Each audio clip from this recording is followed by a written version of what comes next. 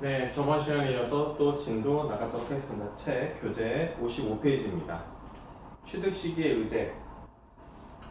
양도소득세를 계산하기 위해서 취득시기는 취득가액을 결정하는 중요한 기준입니다. 그래서 밑에 쪽을 현실적으로는 취득시기가 오래된 자산의 경우 자산의 최초 취득가액 확인이 불가능한 경우가 많이 있습니다. 그럴 때는 어떻게 하는지 세법에 정해져 있습니다. 양가로 1번 부동산에 관한 권리, 기타 자산은 두 번째 줄 1984년 12월 31일 이전에 취득한 것은 85년 1월 1일 날 취득한 것으로 보고요. 주식은 85년 12월 31일 이전에 취득한 것은 86년 1월 1일 날 취득한 것으로 봅니다. 이렇게. 그 다음에 비과세 양도소득 갑니다. 비과세 양도소득.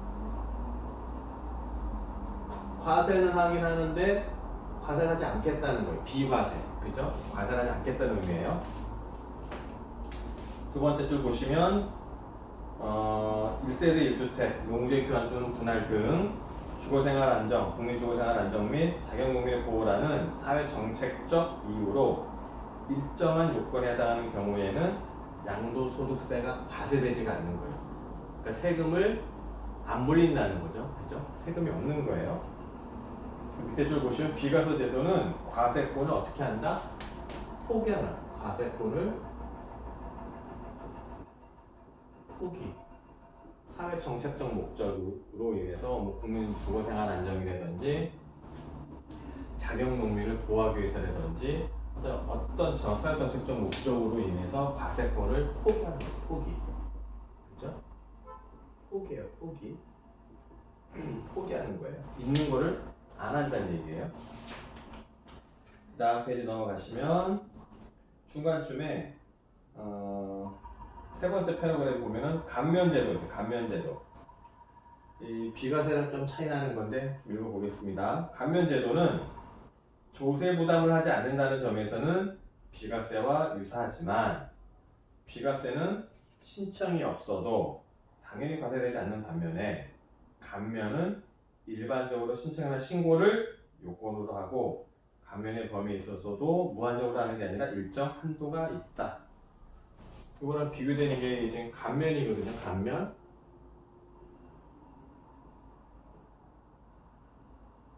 그러니까 비과세는 아예 과세를 안 하겠다. 0이에요. 0. 그죠? 0인 거고 감면이라는 거는 과표가 어찌저찌 해서 과표가 나오고 여기 이제 세율 세율을 곱해서 세금이 나오잖아요. 그죠? 그럼 여기서부터 이제 세액 공제나 세액 감면이 들어요. 세액 감면. 세액 감면을 하는 거예요. 세액 감면. 세액 감면을 하는데 100% 나온 세금의 100% 세액 감면을 한다면 과세권 폭이랑 효과는 똑같죠. 세금이 없으니까. 그죠? 결과적으로는 세금을 똑같이 0으로 된다면 100% 세액 감면을 가정했을 때 똑같이 보일 수는 있어요. 그죠? 물론 그런 경우도 있긴 하지만 대부분은 이렇게 100% 감면까지는 많지는 않고요. 대부분은 이제 일부만 하게 되고요. 근데 이런 세액 감면은 이 비과세 같은 경우에는 과세권자인 국세청이 나는 과세하지 않겠다라고 본인의 권리, 과세 주체인 국세청이 과세권을 포기한 거예요. 포기란 거기 때문에 납세자 입장에서는 과세권 포기하세요 이렇게 말할 이유가 없는 거예요. 그죠? 주장할 필요도 없고. 그래서 이거는 아무 신청이나 뭐 그런 게 없어도 되는데 세액 감면이라는 거는 이렇게 과표 세율을 곱해서 세금이 나왔잖아요. 세금이 나왔는데 내 회사가 이러한 요건이 되기 때문에 세법에 정한 세액 감면에 해당이 됩니다. 라고 세액 감면 요청을 해야 돼요. 그러니까 본인의 의사표시가 있어야 돼요. 본인의, 즉 납세자의 세액 감면을 받고자 하는 납세자의 의사표시가 반드시 있어야 돼요. 의사표시가 있어야지만이 감면을 해줘요. 의사표시가 있어야 된다는 말은 세금이 나고 그 밑에 세액 감면 얼마 이렇게 써주는 게 바로 의사표시예요. 그죠? 세금이 100원이 나왔는데 만약 감면이 10%다. 감면이 10% 유리다 그러면은 여기다 10원. 이렇게 해서 다른 게 더 없다고 가정하면은 세금 90원만 내겠다. 이렇게 신고하면은 의사표시가 있는 걸로 보는 거예요. 이해되세요? 이런 의사표시가 있어야지만이 세액 감면이 되는 거예요. 또 이제 요 비과세랑은 좀 다르죠. 이거는 납세에 대한 의사표시가 굳이 필요 없지만 감면은 납세에 대한 의사표시가 반드시 있어야 됩니다. 반드시. 이게 좀 달라요. 그 다음에 2번 법원의 파산 선고에 의한 처분으로 발생하는 소득. 세 번째 줄 법원의 파산 선고에 의해서 재산을 매각 처분함으로 인해서 발생한 소득에 대해서는 양도소득세를 과세하지 않는다. 파산이 되면 이렇게 일단 매각을 해버리거든요. 그 파산자의 재산을요. 파산을 했다는 거는 사회적으로 굉장히 열악한 지위로 떨어졌다는 거예요. 근데 그 사람한테까지 양도소득세를 부과한다? 물론 부과하는 게 맞겠죠. 논리상으로는 부과하는 게 맞는데 실무행정상, 실무상 보면 부과를 해도 그 사람이 파산을 했기 때문에 본인이 세금을 납부할 능력이 100이면 100 없어요. 그렇기 때문에 굳이 세무행정력을 낭비하는 것보다는 차라리 이렇게 뭐 국민을 위하는 것으로 해서 그냥 이렇게 파산에 의한 양도세를 부과하지 않겠다. 이렇게 정책적으로 고려한 겁니다. 그렇게 하시면 돼요. 그 다음에 3번 농지 교환 또는 분합으로 인하여 발생하는 소득. 양가로 1번 농지의 교환 또는 분합은 여러 군데 농지를 분산 소유하고 있는 경우에 농지 합리적 관리로 관리하기 위해서 일어나는 것이다. 이게 뭐냐면 A가 농지를 여기 이만큼 갖고 있고 또 이만큼 갖고 있어요. A 거예요. A 거. 근데 B가 본인은 또 이렇게 있고 또 이렇게 있는 거예요. 이렇게. 그죠? 좀 뭔가 농사를 짓는다고 하면 A하고 B 입장에서는 A는 여기 농사지서 여기 또 가야 돼요. 그죠? B도 여기다 또 농사지게 가야 되고 얼마나 불편해요. 그죠? 그렇기 때문에 이런 경우에는 이 두 사람이 이 부분을 서로 교환할 수 있겠죠? 그죠? 교환. 그럼 서로 편하잖아요. 토지의 이용 효율이 제고가 되잖아요. 그래서 교환에 어떤 유인이 있는 거예요. 그쵸? 이해되시죠? 이렇게 이해하시면 되고, 분합은 나누는 거, 나눠서 합치는 거. 이렇게 보시면 되고요. 그리고 밑에 이제 각주 보시면은 농지의 정의가 나오는데 9번 밑에 각주 반가로 9번 농지의 정의가 농지법에서 나온 얘기입니다. 농지법. 농지란 논밭이나 과손으로서 지적 공부, 지목과 관계없이 실제로 경제에 사용되는 토지를 말합니다. 실제 토지 이용 현황에 따라서 경작에 사용되면 농지로 보는 거예요. 그래서 농지 경영에 직접 필요한 농막, 퇴비사, 양수장, 지소, 농로, 수로도 이 농지에 포함이 됩니다. 조금 더 어려운 말이 나오는데 다루는데요. 설명을 좀 잠깐 해드리면 농막이 뭐냐면 원두막은 아시죠? 원두막 이렇게 땅이 이렇게 있어요. 이렇게 밭이 있다고 하고 이게 한 3,000평, 4,000평 된다고 생각해보면 굉장히 넓어요. 그러면 여기서 사람들이 일을 하죠. 이랑 있고 고랑 있고 이렇게 해서 쭉 일을 해요. 하다 보면 쉬어야 되잖아요. 그죠? 농기구들도 잘 가지런히 정리해야 되고 그리고 여기다가 이렇게 움막까지 하나 전화요. 이렇게 움막처럼. 그럼 여기에서 일하다가 쉬기도 하고 그리고 여기서 쓰는 뭐 비료라든지 농기구라든지 여기다가 잘 정리해서 보관해 놓으면 좋겠죠. 이런 걸 갖다 농막이라고 해요. 농막. 그죠? 농막. 그 다음에 퇴비사인데 양수장은 양수시설하죠. 양수시설. 그 양수시설이 있는데요. 양수장이라는 거는. 그 다음에 지소는 연못과 늪. 그 다음에 농로, 수로는 아실 거고 이렇게 이해하시면 되고요. 그 다음 57페이지 양가로 이건 비과세 요건 농지 교환 또는 분합인 경우에는 어떤 요건을 충족을 해야지만이 비과세가 되냐고 봐보도록 하겠습니다. 57페이지 양가로 2번 다음 중 어느 하나에 해당하는 농지를 교환 또는 분합하는 경우로서 교환 또는 분합하는 쌍방 토지 가액의 차익이 가액이 큰 편의 4분의 1 이하여야 된다. 그래서 1, 2, 4번 같은 경우에는 어떤 법에 의해서 교환이나 분합이 되는 농지를 얘기를 하는 거고요. 네, 동그라미 3번 어떤 법에 의한 건 아니에요. 이거는요. 잘 보셔야 됩니다. 그래서 경작상 필요에 의해서 아까 A하고 B처럼 경작상 필요에 의해서 교환하는 농지. 다만 교환에 의하여 새로 취득하는 농지를 몇 년 이상? 3년 이상 농지 소재지에 거주하면서 경작하는 경우에 한한다. 3년 이상 경작해야 돼요. 그죠? 그래야지만이 비과세가 된다. 비과세가. 그 다음에 양가로 3번 농지. 아까 이제 각도에서 좀 봤고요. 그 다음에 4번 농지 소재지의 범위. 이거 잘 보셔야 돼요.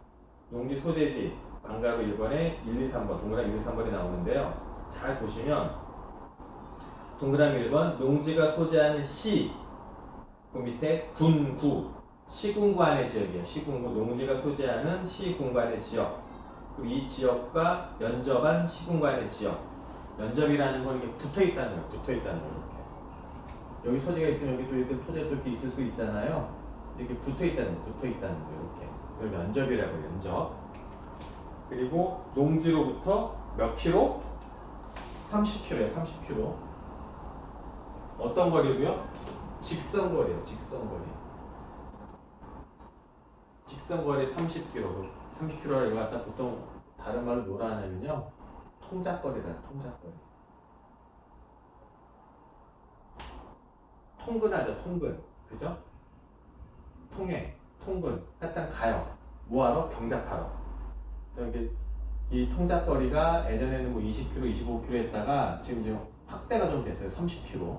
왜 그러냐면은 교통수단의 발달을 함으로써 예전에는 뭐 20km, 25km 했는데 30km도 통작거리 가능하다라고 해서 세법이 개정이 됐어요. 그리고 직선거리가 뭐냐면은 내가 만약 집이 여기 있다. 집이 여기 있어요. 근데 이 토지까지 도로가 쭉 직선으로 나 있으면 아주 편하죠. 여기가 도로가 쭉 나 있다면 도로가. 근데 그럴 리가 없어요. 도로가 예를 들어서 구불해서 이렇게 해서 이렇게 와야 된다 라고 하면 이 사람 입장에서는 이게 이렇게 하면 이게 만약 한 30km고 구불 하니까 이게 만약 40km라고 하면 이 비과세를 하는 거는 사회 정책적 목적 그리고 자격농민 보호 그런 걸 위해서 하는 거란 말이에요. 그러면은 이 사람 농사를 짓잖아요. 그죠? 농사를 지으러 이렇게 구불구불한 길도 마다하지 않고 돌아서 가요. 단지 도로라는 거는 본인이 내는 게 아니라 국가에서 내는 거거든요. 국가나 지자체에서 도로를 만들고 넓히고 하는 건데 도로 이렇게밖에 안 돼 있는 거예요. 본인 땅까지 가는데. 그럼 본인의 어떤 책임 있는 게 아니란 말이죠. 그랬을 때 이 사람 입장에서는 나는 스스로 경작을 하는 농민인데 국가에서 도로를 이렇게 돼 있는 것 때문에 내가 비과세 요건을 못 받는다? 그럼 너무나도 불합리하잖아요. 그렇기 때문에 이런 구불구불한 이 거리로 30km를 판정하는 게 아니고요. 그래서 직선거리예요. 직선거리. 그죠? 도로를 직선으로 놨다면 그게 30km 이하가 된다면 통작거리로 보는 거예요. 통작거리. 이해되세요? 통작거리. 그렇게 하시면 되고 그 다음에 57페이지 양가로 4번에 반가로 2번 농지가 수용되는 경우 새로운 농지 취득 후 3년 이내에 이런 법, 공익사업법이라고 줄여서 말합니다. 공익사업법에 의해서 협의매수 수용, 그밖에 법률에 의해서 수용되는 경우에는 3년 이상 농지 소재지에 거주하면서 경작한 곳으로 본다. 내가 이렇게 하고 있는데 1년 만에 공익사업으로 수용이 됐어요. 근데 내가 이걸 갖다가 팔려고 하는 의지가 아니라 어떤 국가 정책 목적상 공공의 목적을 위해서 국가가 이 땅을 수용한 거거든요. 근데 이 사람이 3년 이상 경작을 해야 되는 그 요건을 만족시키지 못하잖아요. 충족시키지 못하잖아요. 본인의 의지에 상관없이 국가 공익 목적에 의해서 수용이 된 거기 때문에 비록 3년을 못 채웠다고 하더라도 3년 이상 더 충족한 걸로 보는 거예요. 그죠? 이렇게. 다시 넘어가서 그 다음에 이제 이런 요건을 갖추면은 이제 비과세가 되는데 양가로 5번 비과세가 제외되는 농지가 있습니다. 비과세가 제외되는 농지가 있는데 반가로 1번만 볼 거고요. 동그라미 1, 2번은 패스합니다. 이건 너무 자세한 내용이기 때문에 뭐 참고로 읽어보시고 그 안에 있는 내용이 더 중요하죠. 반가로 1번 주거지역 등에 편입된 지 3년이 지난 농지.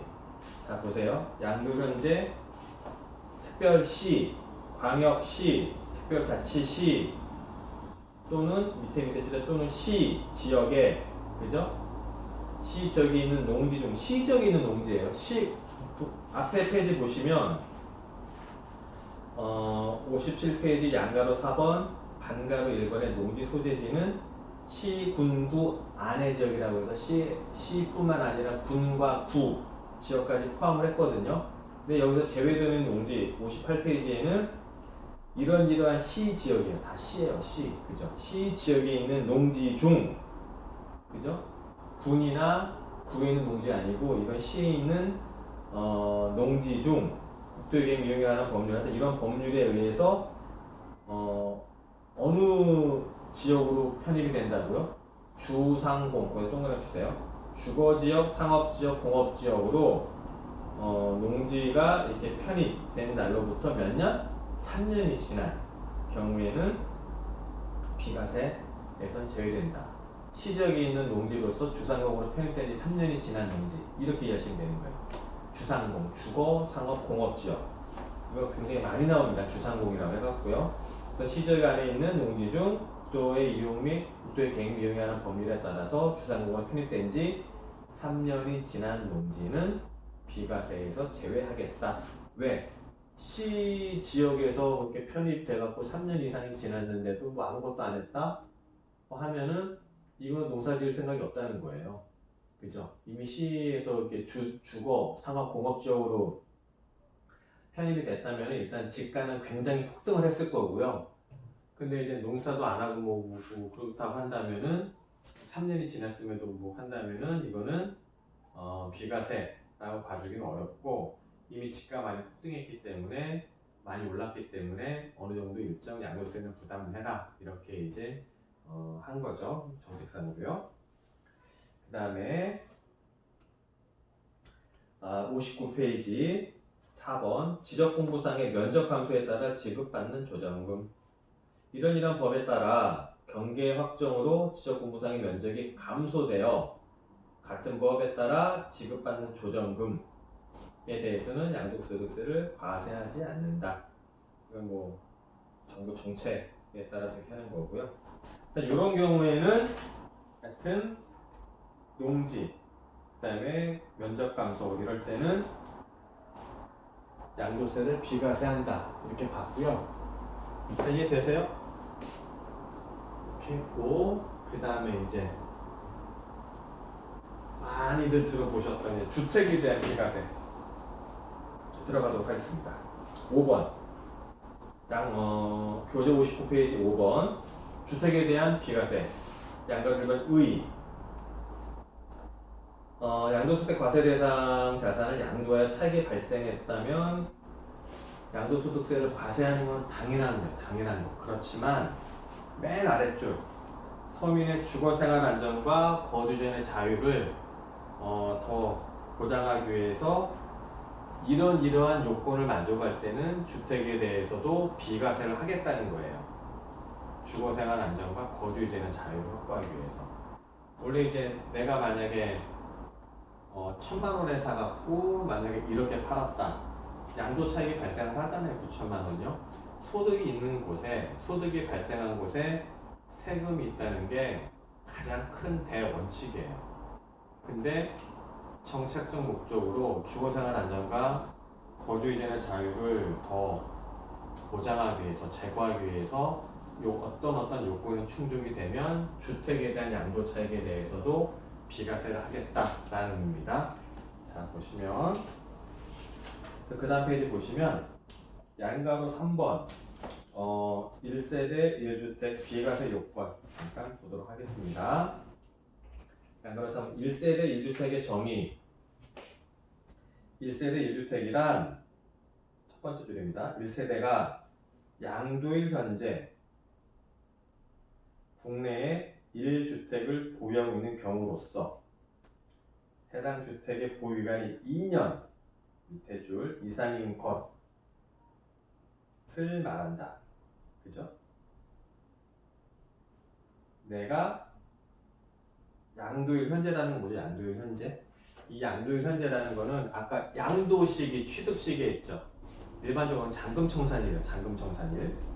잔금청산일에 국내에 한 주택을 보유하고 보유 기간이 2년 이상이 된다는 거예요. 보유 기간이 한 개 있고 2년 이상 보유하게 된다는 거예요. 네, 가로 안에 봅시다. 하나, 둘, 세 번째 줄에 보면은 취득 당시에 조정지역에 있는 주택의 경우에는 해당 주택의 보유기간이 2년 밑에 줄 이상이고 보유기간 중 뭐까지? 거주 기간이 2년 이상이어야 된다. 그러니까 이제 주택이 어느 때 비과세가 되느냐 가장 중요한 요건이 뭐다? 보유기간이죠. 보유기간이 충족이 돼야 되고요. 그 다음에 어떤 경우에는 거주기간까지 지금 요구를 하고 있어요. 그죠? 보유기간은 2년 이상이죠. 그리고 거주기간도 2년 이상인데 이거는 조정대상 지역. 조정대상 지역 다시 또 제가 설명드립니다. 일단 조정대상 지역 이럴 때는